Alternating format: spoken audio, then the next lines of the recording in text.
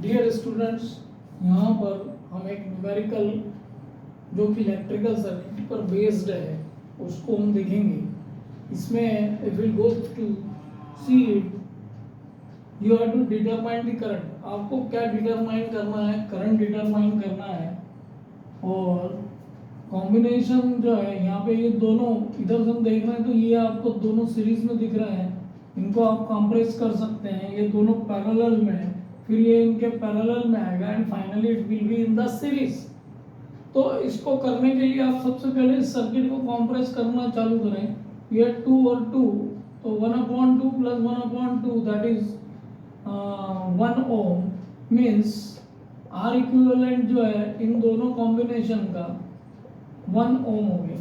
Means if you draw this circuit again, तो ये दोनों कॉम्बिनेशन का 1 ओम हो गया और ये यहाँ से कनेक्टेड है और ये दोनों रेजिस्टेंस भी आ गए आपके 4 + 4, तो ये 8 ओम का हो गया। कितने ओम का हो गया? 8 ओम का। एंड देन ये जो रेजिस्टेंस है जो कनेक्टेड है 10 ओम का है, इसको हमने कनेक्ट करके सर्किट को कंप्रेस कर दिया, तो ये 50 वोल्ट का सप्लाई है जिसके थ्रू करंट आ रहा है आई। अब यहाँ देखें, ये दोनों पैरेलल में है, हम इस सर्किट को अगेन कंप्रेस कर सकते हैं। तो सर्किट आपका जो होगा it is just like this.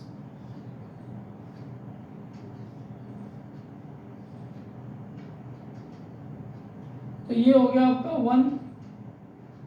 1/1 plus 1/8 8 + 1 that is 9/8, it is 1/R equivalent. इन दोनों पैरेलल कॉम्बिनेशन का रेजिस्टेंस हमने डिटरमाइन किया है। तो ये रेजिस्टेंस जो होगा आपका 8/9 हो जाएगा ओम में।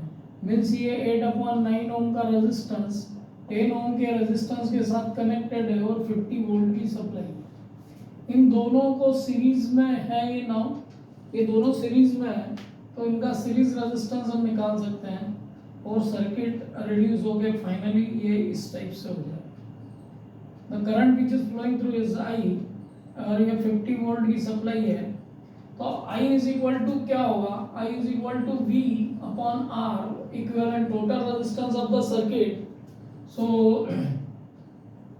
this is 50 volt, and if you add this, means this R will be total resistance that we can say of the network will be given by 10 plus 8/9, it is 90 plus 8/9, that is 98/9 ohm.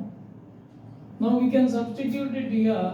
98/9 means into 9, it is 450/98. So 450/98, if we solve it, finally we will have the current which is flowing will be equal to 4.6 ampere.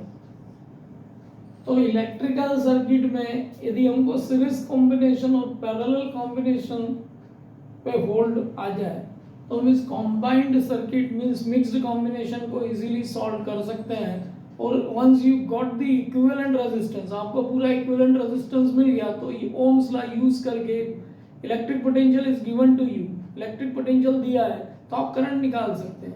और once you have got the current, you can determine it very easily.